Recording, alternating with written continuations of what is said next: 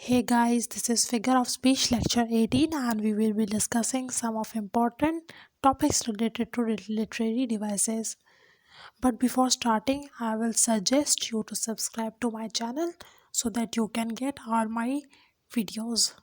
So let's start right from the introduction of pun.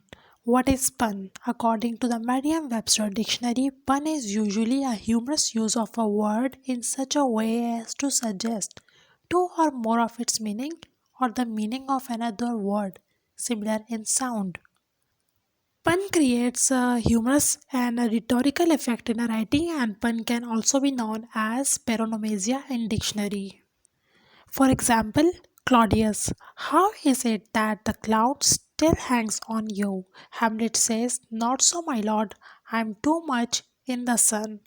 This example shows a way that pun can operate in a way that is not merely humorous. Here, Hamlet uses a pun hint at a meaning that he cannot say outright. The pun allows him to land a punch at Claudius without even obviously throwing one.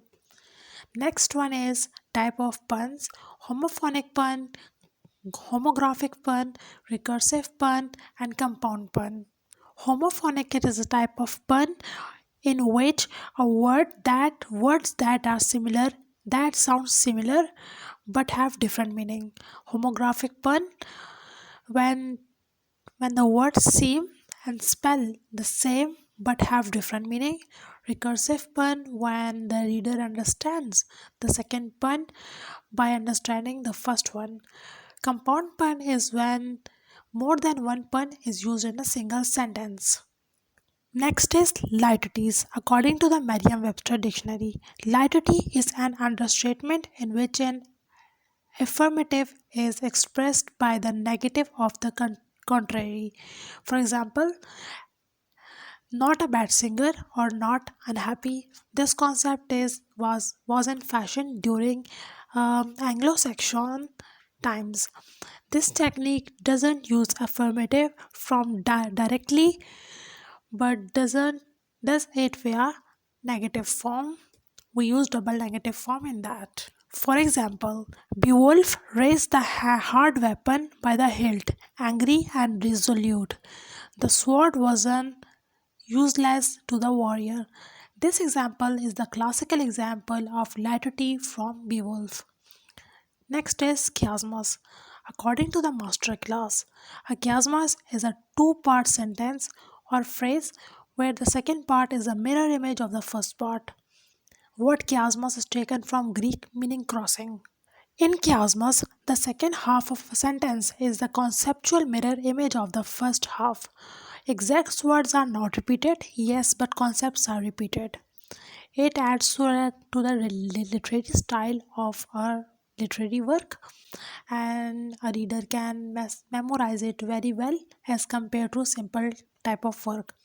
For example, John F. Kennedy says, let us never negotiate out of fear, but let us never fear to negotiate.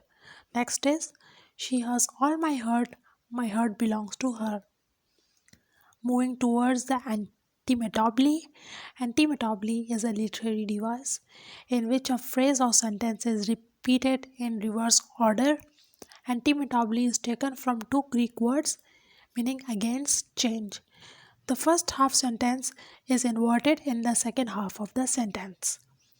For example, in Alexander Dumas' book, All for One and One for All.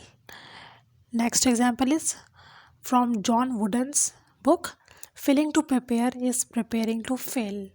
And the last one example is from Macbeth, from William Shakespeare, Fair is fall and foul is fair. Next is understatement. According to the Merriam-Webster dictionary, an understatement is a statement that repeats something as smaller or less intense or less important than it really is. It develops irony, politeness, or sarcasm to the work. We can use understatement in two ways: ironic and non ironic. For example, understatement is when you become a president of America and comment, I am delighted to know that I have to have this operation. It isn't very serious. I have this tiny little tumor on brain. What is understatement and what is overstatement? Overstatement is a statement that represents something as exaggerated or intense or more important than it really is. Sometimes we use word hyperbole to describe overstatement. I have also made the video about hyperbole on my channel. Link will be provided in the description below. So it can be used for over exaggeration, ridicule, sarcasm, and irony. For example, from William Shakespeare's Romeo and Juliet, oh, she torches to burn bright. I seem she hangs upon the cheeks of night like a red jewel in an Aethiop's ear. Next example is, you should have seen the fish I caught. It was as big as my leg. Thanks for watching. I hope you will like or dislike the video. Also comment in the comment box for further inquiry and don't forget to subscribe to my channel.